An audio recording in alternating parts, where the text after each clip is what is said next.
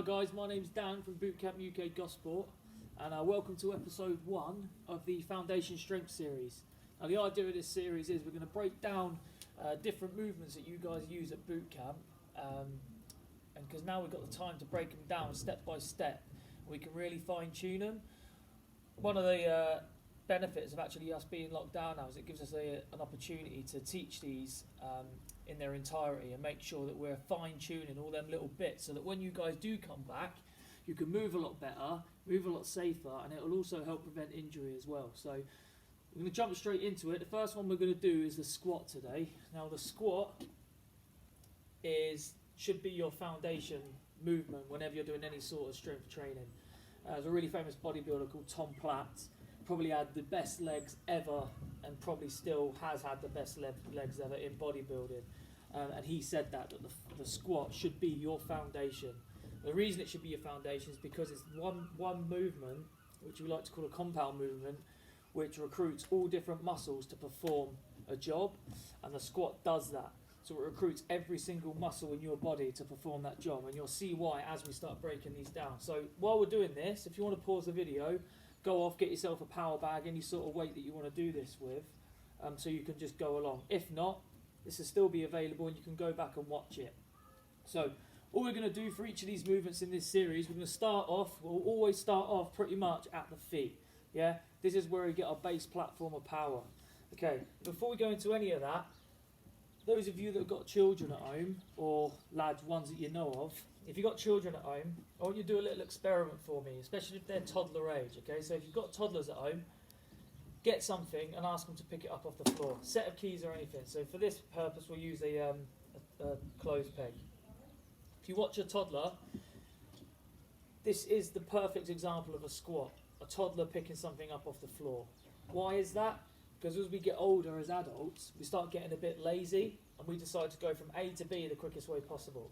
A toddler's brain hasn't got lazy yet, hasn't realised that it can do A to B as quickly as possible. So it does A to B in the most efficient way it knows how to. And that's to do a perfect squat. So if you watch me or you come and pick up this, we'll come up to it, it'll be on the floor, we'll pick it up like this.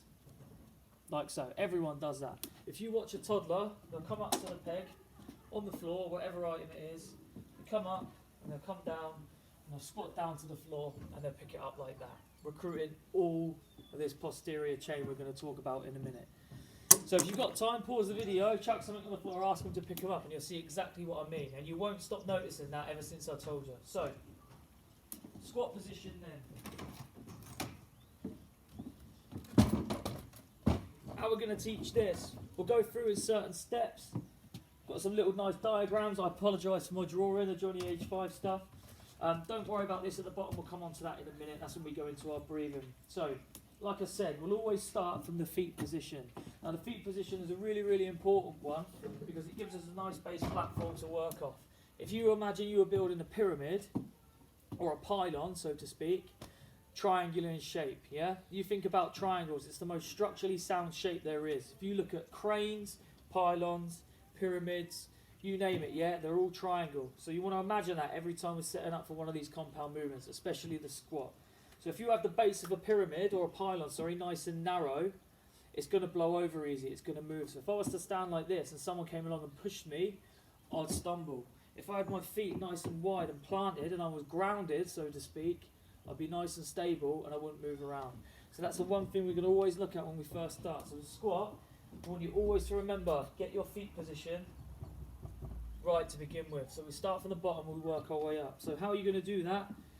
Feet, I just like to have mine shoulder width apart, or maybe just a little bit wider, your preference. Now, toe position, a really, really easy way to get your toes in the right position for this is I want you to stand, and then all I want you to do is rock back onto your heels, and you're going to squeeze your glutes together. Okay, imagine you're squeezing a 50-pound note between your bum cheeks. Yeah, so you're going to come here, you're going to lean back onto your heels, and then squeeze. Yeah, I don't know whether you noticed what happened with my toes then. So I'll do it again. So from here, lean back,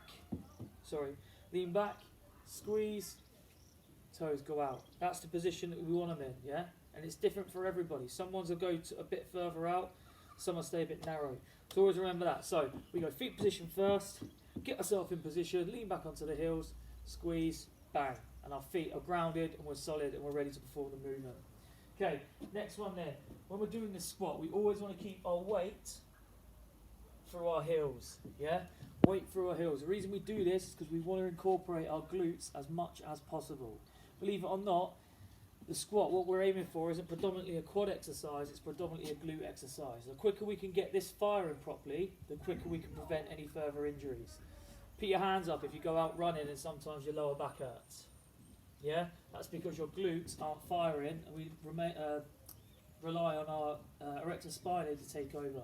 So the idea is the more we can do of this stuff, the more we can get these firing, the less injuries we're going to get. So weight through the heels all the time. Yeah, knees not to pass the toes. And what we mean by that, guys, is when we're going down on this squat, the knees want to track the toes, and what I mean by tracking is they want to follow the feet out. Yeah, they want to follow the feet out, but they don't want to go past. You see my little stick man here? In a perfect world, everyone would be the same and would have as close to a vertical shin as possible. If his knee was coming any further past here, that would be bad. That's not what we want, because we're not keeping the weight on the heels. Yeah, so weight on the heels will keep that shin as vertical as possible. That's what we're going for. Okay. Force the knees out as well. Again, this is going to incorporate the glutes. You'll notice when people have a weak squat, they'll come down and then their knees will start doing this and buckling in. That's because their glutes are weak and their quads are taken over. So what you want to do to rectify that is you want to imagine you've got to force your knees out like this. Yeah, so force them out, straight away your glutes are firing.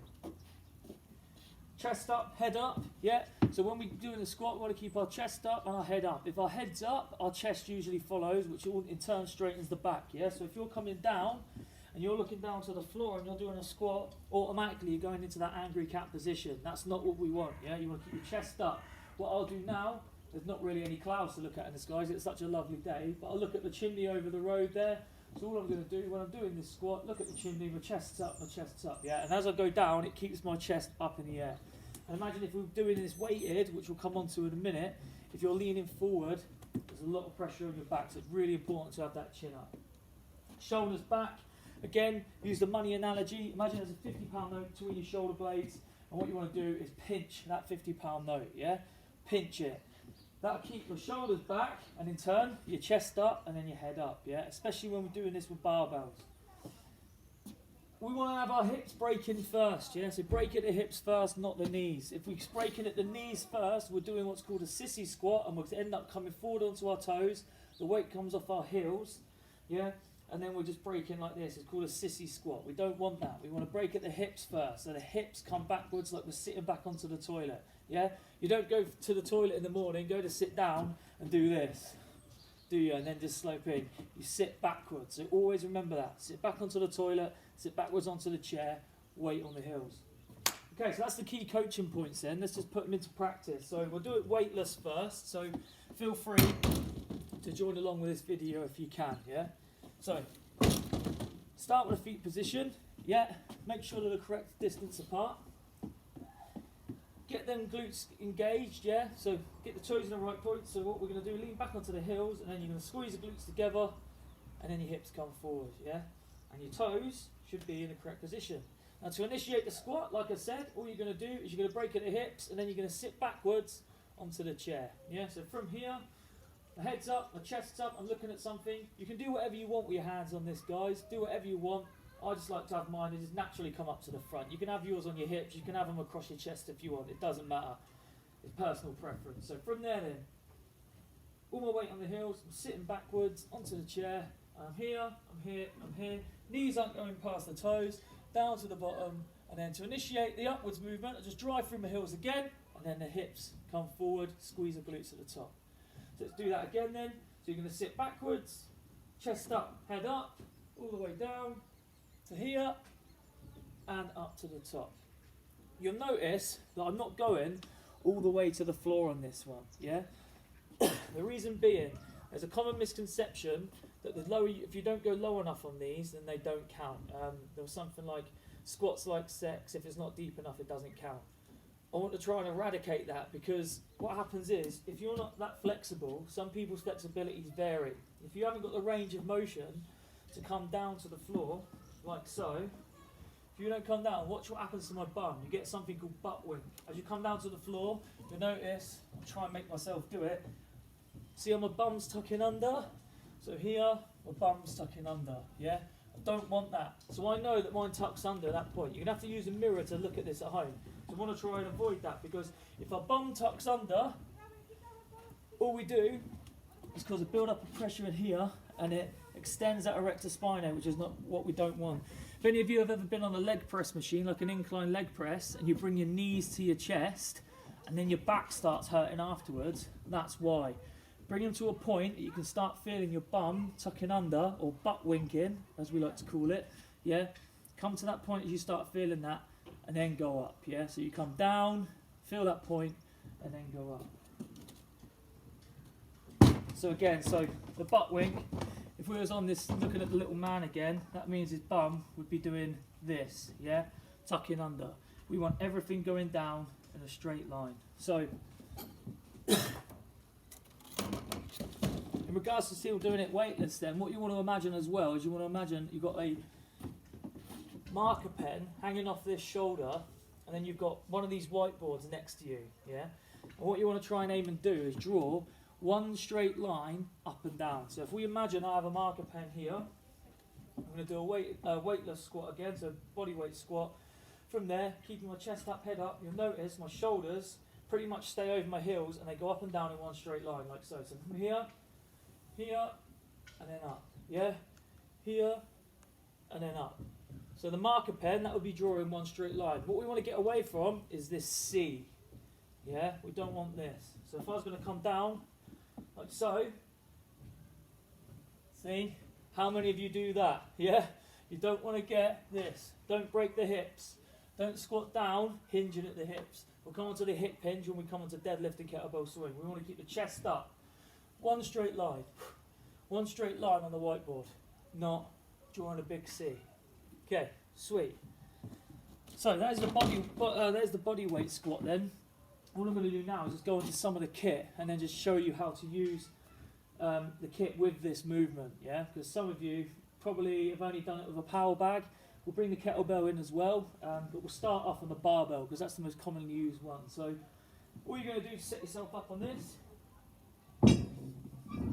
It's exactly the same way as what you do on a bodyweight squat, but first of all, you're going to rack the bar, okay? So from the floor, yeah, you're going to take the bar, place it on your shoulders like so, yeah? From there, everything else is exactly the same. So when you're holding onto this bar, just a quick one before we go into it, you can have your hands over the top like this.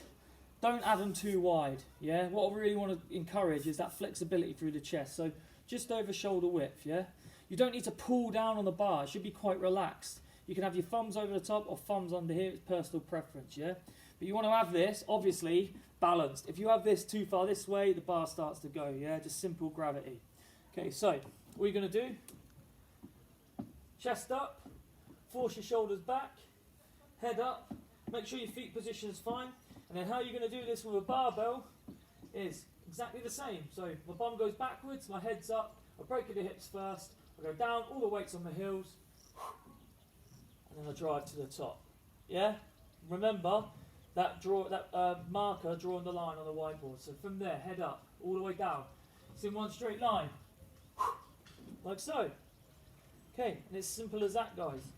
Another way you can do this, another variant, is the front squat. Yeah, and how you're going to do that is you're going to get the bar in what we call the front rack position. So hold the bar like so, and all you're going to do is lift it up to the top, and then your elbows are going to come as high as you can. The higher you get your elbows, the more secure this weight will be. What you will find though is you'll need to just build up a little bit of flexibility in the triceps and lats. Yeah. So all you're going to do from here, lift the bar up, front rack position, holding onto it with our fingers. Yeah. Now you'll find with this, guys, because the bar's moved in front of your head now, you'll find that naturally, because of gravity, you need to keep your weight on the heels, otherwise this is going to fall forward. So you do the squat exactly the same. So my head's up, my chest's up, feet in the right position, get my toes in the right position by squeezing my glutes, and from there, breaking at the hips, sitting backwards onto the toilet or the chair, come down to the floor, there, all the weights on my heels, and then I'm going to drive up through with the hips at the top. Again, I'm going to come down to the bottom and then come up to the top, pushing forward with the hips. And then under control, bring the bar back.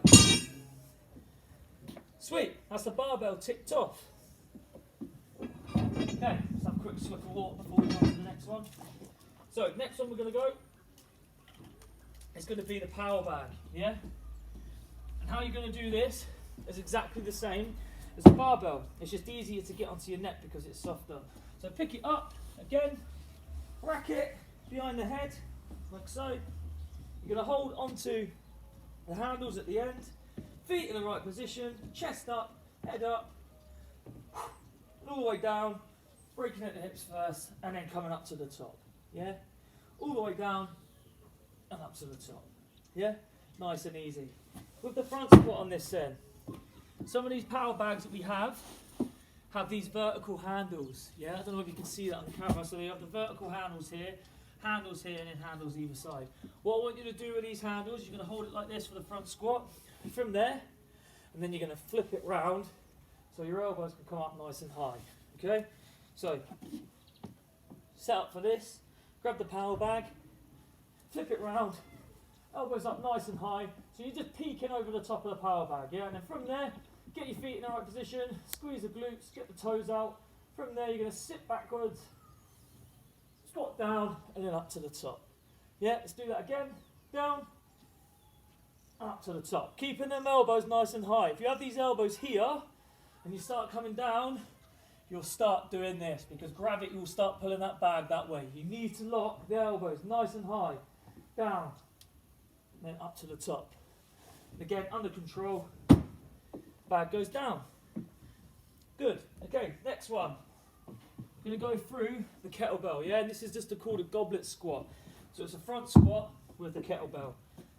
What we're going to do, pick up the kettlebell like this.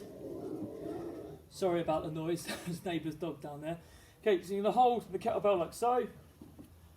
Here, keeping it nice and tight, nice and high, keeping them elbows locked in, okay? So from here, all you'll do, squat down with a kettlebell, head over the top, like so, through the heels, and then up. Again, it starts coming down here, and we squat down. When we come up, when we get tired, we'll start making that C shape instead of the straight line. So keep it nice and high, keep the elbows locked in, down we go, and up we come there. Good. Okay, and that's it guys, that's how to do the squat variants of all the different bits of kit. One thing I will touch on is some of you may really struggle with keeping the weight on your heels, okay? So all I want you to focus on is with this squat, whichever way you're doing it, whether it's with kit or whether it's weightless, I only want you to come down to as far as your body will allow you before that weight starts coming off of your heels, okay? So what I mean by that is you'll come down, all the way will be on your heels to here, but as you get any lower than that, because you ain't got the flexibility, you'll start coming onto your toes and you're doing this, like a ballerina, like a sissy squat. So if you find that you do come down and you get tight and then you come onto your toes, don't worry, just keep coming to that point. Keep coming to that point until we build up that flexibility. You'll be surprised how quick it comes. One thing you can invest in, if you are going to start doing this in the gym yourself and you can start loading up more weight, is some powerlifting shoes like this. Now these have got what's called a heel block on them, and you'll notice how the heel is raised. If the heel's raised, it means that the calf muscle here has to travel less distance. Okay, so if you imagine that my foot's on the floor here, the calf has to be flexible enough to allow me to get down past that 90-degree point. And my weight can stay on my heels. If my heel's raised, yeah, it limits the amount of movement this calf muscle has to make, so the distance it has to travel, if that makes sense. So with my heel on the floor, when I'm coming down, you can feel the calf will be stretched. And with my heel raised, as I'm coming down, it allows me to put more pressure through my heel without stretching this out. So these are about £90, I think. You can get them cheaper. If you don't want to invest in a set of them though, however, you can replicate your shoe. I'm going to use 2 bits of paving slab that I've just found in the garden. And all you're going to do with this, you put them on the floor. So you could use weight plates in the gym, yeah, the 5s or the 10s, depending. And you can stack them up as well. So with the pavement slabs in, I'm just going to step forward. I'm going to put my feet exactly how I would when doing a normal squat, and you'll feel a lot more grounded. So all my weight is automatically on my heels now, and then I'll be able to come down lower with my back straight up without my butt winking. A lot easier, and my weight is flying through my heels. Give this a try at home, and if you're doing it in the gym, you can start off with 2 weight plates on top of each other like this, you know, as you're squatting, and as you start building up that flexibility, you just take one away, yeah, and then you do it like that for a couple of weeks, and until you've got nothing there and you're going all the way to the down, all the way down to the floor, sorry, like a boss. Last little point I want to touch on is just breathing, yeah. So imagine we're doing this weighted. It doesn't matter so much when you're doing this with lighter weights like I've just been demonstrating with and body weight, but when we start loading weight, your breathing's really, really important. Basic rule of thumb with weightlifting is that you want to inhale on the way down from a movement, or the eccentric movement, and then you want to exhale on the concentric movement. Okay, so with a squat, I use a water analogy, yeah? So, with this, imagine the little man here, there's a water line here. So, imagine I'm going into a squat, I've got water up to my shoulders. When I'm about to initiate the squat, I'm going to go down on the downward movement, where we sit backwards onto the chair. I'm going to inhale like I'm taking a breath, like I'm going underwater. So I'll be here, I go under the water, so it's here, down, and then on the concentric movement, I want to exhale. So underwater,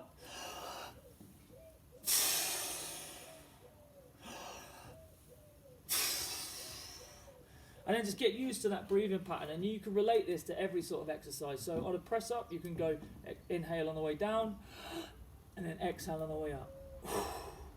Yeah? So just remember that while you're squatting, and it might help you maintain your breathing, especially when you're doing like an AMRAP or a WOD with the guys in the park. It'll help you maintain your breathing, and you can get a lot more out of your workout that way. One thing I did forget as well, sorry, I keep saying the last thing that I'm going to come on to and always remember. So we could drill this to death, guys. I could do an hour session on this. With your pelvis, to make sure that this is in the right position, a lot of you ladies and a lot of you guys, you tend to overemphasize this, keeping the back straight. And what you end up with is like an angry cat back like this. A happy cat back like this as opposed to an angry cat back. What you want to try and do is keep the back straight, yeah? And how I want you to imagine this is, imagine your pelvis is a bucket of water and it's brimming, and you want to stop that water from spilling. So if your pelvis goes this way, the water's going to come out here. If it goes that way, it's going to go there. If it goes forward, it's going to go there. So you see straight away what my pelvis is doing, the water's going to come forward. And if it goes too far forward, the water's going to come out the back. So imagine you've got a bucket of water here, and you're not allowed to spill it. And when you're doing your squat, you've got to keep that bucket full. So from there, yeah, like that. As opposed to this, where the bucket's going to spill, yeah? Any questions, guys, stick them in the comments below, or speak to your trainer at your parks. I hope everyone's learned something. I'm sure you have. Look forward to the next one. I think we're going to do the next one on the lunge, and then we're going to make this a weekly series, so I'm going to push it out to everyone, okay? So hope you enjoyed that.